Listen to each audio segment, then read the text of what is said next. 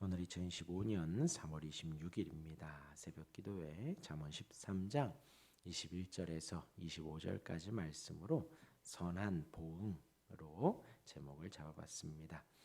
먼저 21절에 재앙은 죄인을 따르고 선한 보응은 의인에게 이르느니라. 잠언 말씀은 계속해서 의인이 복을 받고 악인이 재앙을 받는다라는 말로 계속 같은 맥을 따르고 있습니다. 그러하기에 오늘 재앙과 선한 보응을 이제 대조하고 있는데요. 재앙은 죄인을 따른다라는 것입니다. 곧 죄인의 뒤에는 항상 재앙이 있다는 것입니다. 또 반대로 의인에게는 선한 보응이 이른다라는 것입니다. 이 두 가지가 다 미완료로 되어 있어요. 시제가. 이 말은 곧 항상 있다는 것입니다. 그 재앙이 끝나지 않았다라는, 선한 보응이 끝나지 않았다라는 것입니다. 그러기에 우리가 하루하루 살아가는 데 있어서 이 의인의 삶을 사는가 죄인의 삶을 사는가 날마다 신경 써야 한다는 거죠. 날마다 살아내야 한다는 것입니다. 우리의 삶에 있어서, 오늘의 삶에 있어서 나의 삶이 예수 그리스도를 따르는 의인의 삶을 살아가야 한다는 것입니다. 성부 하나님의 인도하심, 나의 아버지께서 나의 삶을 하나하나를 선하게 인도하신다, 다스리신다라는 것을 바라며 살아가는 것입니다. 또한 성령의 감동하심을 의지하는 것이지요. 그리고 잊지 말아야 할 것은 이 모든 것은 인격적입니다. 우리 하나님은요, 누구에게나 다 똑같이 역사하시는 분이 아니라는 거예요. 인격입니다. 인격. 우리가 서로 대화하고 우리가 서로 내 이야기를 다 하고 상대 이야기를 듣는 것처럼 우리 하나님 살아계시기에 우리의 목소리를 다 들으십니다. 그리고 각자의 삶에 적절하게 하나님께서 인도해 주신다라는 것입니다. 그 하나님을 내가 날마다 의지하여 나아가는 거예요. 성부 하나님께서 나의 삶을 인도하시는구나. 또한 성자 하나님께서 나의 모든 죄를 용서하셨구나. 지금 나의 삶의 성령께서 함께 하셔서 다스리시고 통치하시고 나를 설득하시며 인도하시는구나 라는 것입니다. 그런 자가 의인입니다. 성경은 분명하게 그렇게 말을 합니다. 반대로 하나님의 인도하심을 의지하지 않는 이가 있습니다. 그가 바로 죄인입니다. 예수 그리스도의 용서함의 공로를 인정하지 않기에 죄인이고 성령께서 함께 하시고 성부께서 인도하시지 않는다라고 믿기에 그들은 다 죄인입니다. 왜요? 그들은 교만하기 때문이에요. 오만하기 때문입니다. 그러하기에 내가 왕이고 내가 전무고 내가 인생의 주인이다 라고 하여 걸음걸음 나아가는 것입니다. 그의 끝은 뭐라고요? 항상 재앙이 따른다라고 오늘 잠언의 말씀은 하고 있습니다. 이어서 22절에 선인은 그 산업을 자자손손에게 끼쳐도 죄인의 재물은 의인을 위하여 쌓이느니라. 구체적으로 말을 하고 있습니다. 선인과 죄인에 대한 대조를 통해서 21절에 이어서 말을 하는 것 같지요.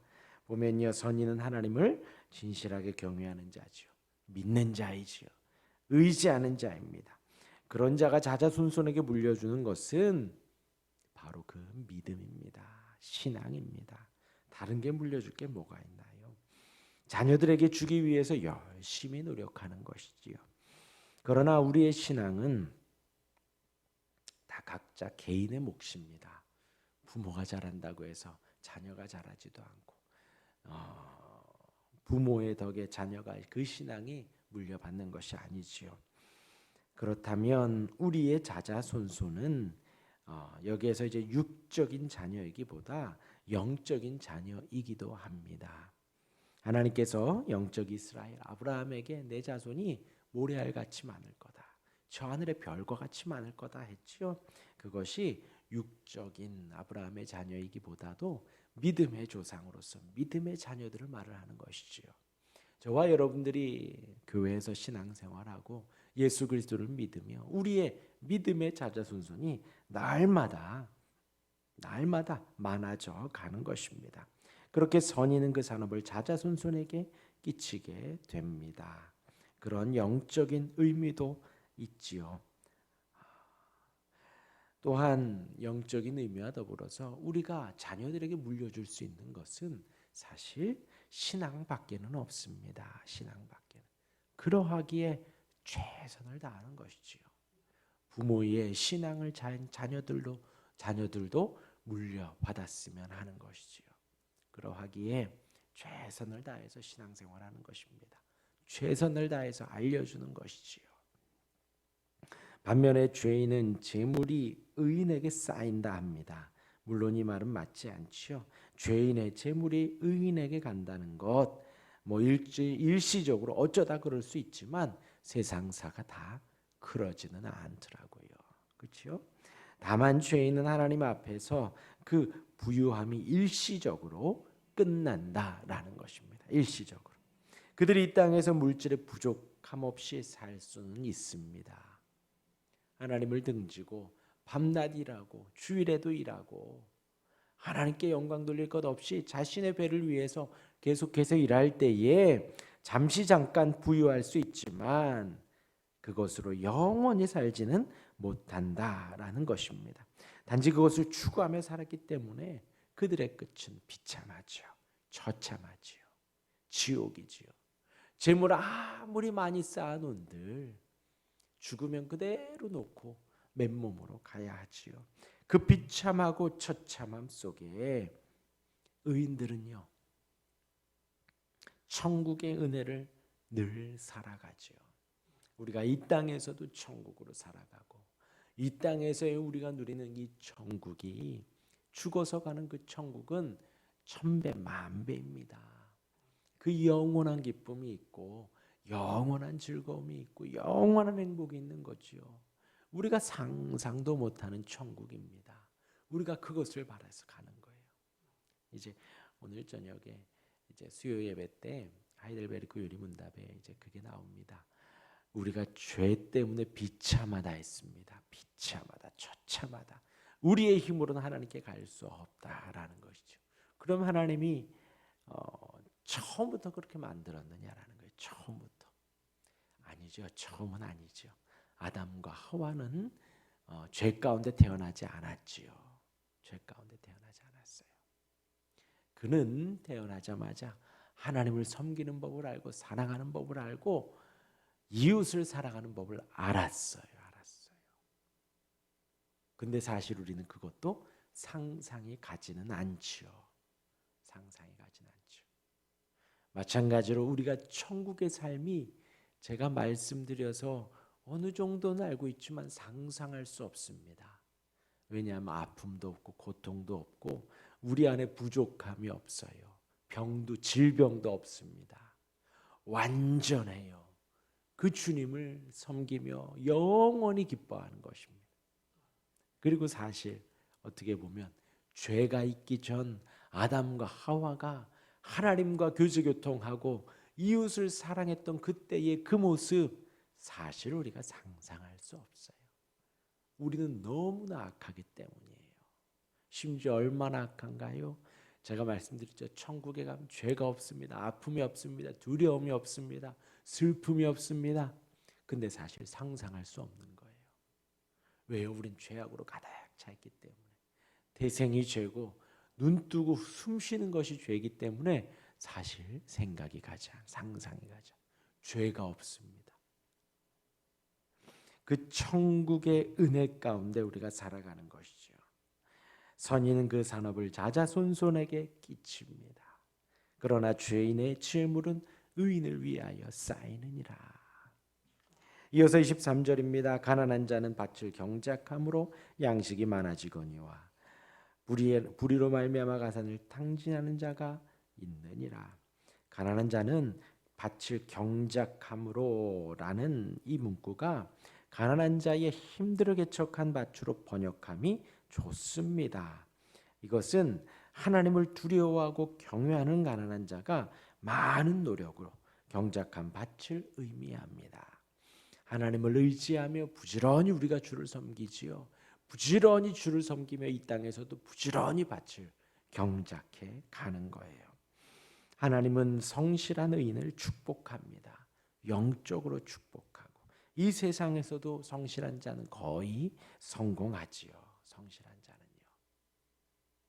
양식이 많아진다는 것은 영적으로 육적으로도 만족할 수밖에 없다라는 것입니다.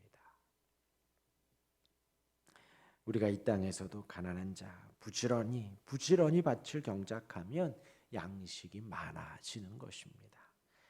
많아지는 것입니다. 그리고 그것은 영적으로도 그러하고 육적으로도 그러하다라는 것이에요. 그러나 악인은 불의를 바라며 살아가기 때문에 그 가사는 탕진할 수밖에 없습니다. 아무리 부여하더라도 그 취득경이나 사용처가 불이하다면 그 끝은 탕진될 수밖에 없습니다. 정직하게 살아야 한다는 것이죠. 정직하게.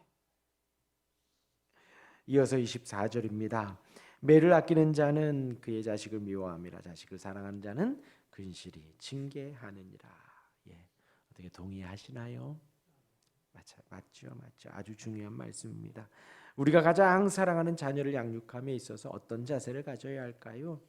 어떤 사랑이라는 이름 아래 폭력을 행하거나 괴롭히면 안 되지요. 사랑이라는 이름 아래 반대로 모든 것을 다 허용해 주어서도 안 됩니다. 안 됩니다. 그것은 진정한 사랑이 아니지요. 자녀를 키우면서 자녀의 과오나 실수, 어떤 의도한 잘못, 거짓말, 못된 행실에 대해서 모른 척 해야 할까요? 아닙니다. 사람은 누구나 악하기 때문에 그렇게 허용된 죄에 대하여는 나중에 그들은 맞다고 생각을 해요. 자녀들이. 엄마 아빠가 아무 말도 안 하네. 그러면서 계속해서 허용을 하게 되는 것이죠. 착각하게 됩니다. 그것을 알려줘야 합니다. 물론 태생에 이제 순한 아이들이 있어서 말로만 해도 이렇게 알아듣는 아이들이 있어요. 순한, 겁이 많고 좀 순한 아이들입니다. 그러면 안 돼. 이 말만 해도 알아듣기도 하는 거죠. 그런데 이제 그것이 이제 아이들도 아무리 착하여도 그 악하기 때문에 착각할 때가 있어요. 그리고 이제 자라면서 사춘기네 뭐 이렇게 해가지고 또 안 좋게 되기도 합니다. 그러니까 점점 나빠지기도 합니다. 그러면 안 되는 거예요.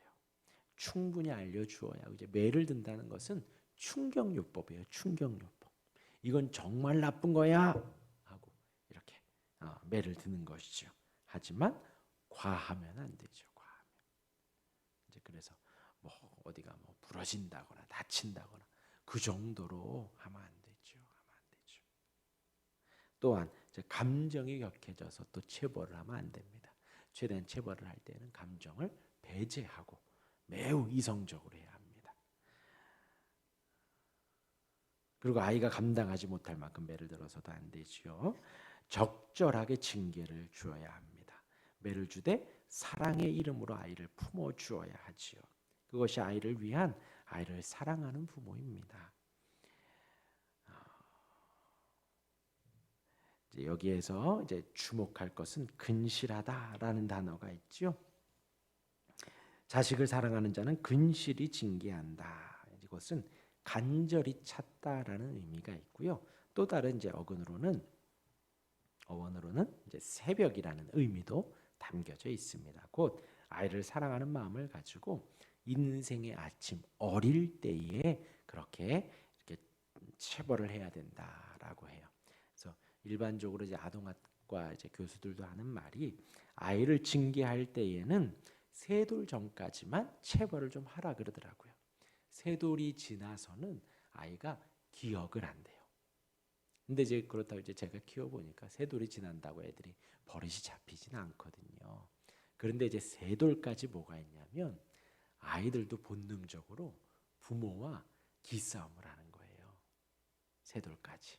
그래서 세 돌까지 체벌을 하고 좀 엄한 말을 하며 이제 그 길을 잡는 거예요. 왜냐 이제 뭘 잡는 거냐면 부모의 그러니까 자식이 운다고 해서 다 허용을 해주거나 자식이 징징거리고 떼를 쓴다고 해서 다 허용해 주는 것은 딱 세 돌까지 그것을 떼쓰고 울고 그런 버릇을 잡아가는 거예요.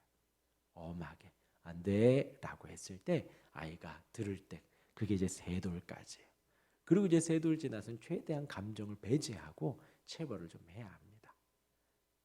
그때 이제 감정 섞인 체벌을 하고 세 돌이 지나서 감정이 좀 격해서 혹은 이제 막 악을 쓰면서 할 때 아이가 그걸 이제 상처로 이렇게 기억한다고 하더라고요. 그렇다고 안 돼. 사실 세 돌 지나도 잘못하거든요. 체벌을 하기는 해야 되거든요. 근데 이제 세 돌 전에 우선 그 이제 아이와의 이제 그 기싸움에서 확실히 이렇게 좀 잡아야 합니다. 주도권을 좀 가져야 돼요. 근데 이제 그때가 지나면 사실 부모가 좀 끌려다니는 모습들이 좀 많이 보이더라고요. 이제 물론 이제 자식이 이기는 부모는 없습니다. 자식이 막 뗐으면 어쩔 수가 없어요. 근데 이제 그 세 돌 전까지가 좀 이게 그 선인 것 같더라고요. 이제 키워 보니까 이제 그 후에는 아이도 인격으로 자라기 때문에 계속해서 이제 티키타카를 해야 돼요. 인격적으로 이렇게 대우해 주며 격려하고 훈계하는 것을 잘 그러니까 채찍과 당근이라 그러죠. 잘 적절히 조절을 좀 해야 합니다. 그리고 이제 체벌할 때도 마찬가지예요. 평소에 사랑 표현을 충분하게 해야 합니다. 충분히 안아주고 충분히 들어주고 아이가 잘했을 때는 격려해주고 칭찬해주고 또 반대로 실수했을 때는 따끔하게 혼내주어야 하는 것이죠. 그것이 사랑이라는 거예요. 사랑. 우리가 사랑하는 아이들 주 안에서 잘 훈계하고 키울 수 있어야 합니다. 이어서 25절입니다. 의인은 포식하여도 악인의 배는 줄이느니라. 이 또한 우리에게 하늘 소망을 갖게 합니다. 의인의 포식이라 함은 의인이 만족하는 것입니다. 만족. 절대적인 배부름 이건 이 땅에 있지 않지요. 그러하기에 의인이 포식한다는 말도 사실 이 땅에서 예를 들어 육적인 포식이라 하면 맞지 않는 말이지요. 의인이 고난당하는 자들이 얼마나 많은데요. 이것은 이제 영적으로 또 해석을 해야 하는 것이지요. 의인의 배부름은 오직 천국에 있습니다. 그 천국을 바라며 소망하며 사는 것이지요. 의인은 그 은혜로 충만한 거예요. 이 땅에서 부족함이 없습니다. 이 땅에서 그러하기에 만족하는 것이죠. 그러나 악인은 그 소망이 없습니다. 이 땅에 정욕과 탐심만 가득하죠. 그러하기에 항상 줄입니다. 내가 가진 것이 너무 많아도 상대가 가진 작은 것이 또 갖고 싶은 게 악인이에요. 욕심입니다. 탐욕입니다. 그러하기에 악인의 배는 항상 줄이게 돼 있어요. 항상 줄이게 돼 있어요. 진수성찬을 먹는다 한들 TV에서 라면 먹는 거 나오면 또 먹고 싶은 게 사람이잖아요. 악인은 항상 그렇게 줄인 거예요. 의인이 되시기를 주님의 이름으로 축원합니다. 아멘. 기도하겠습니다.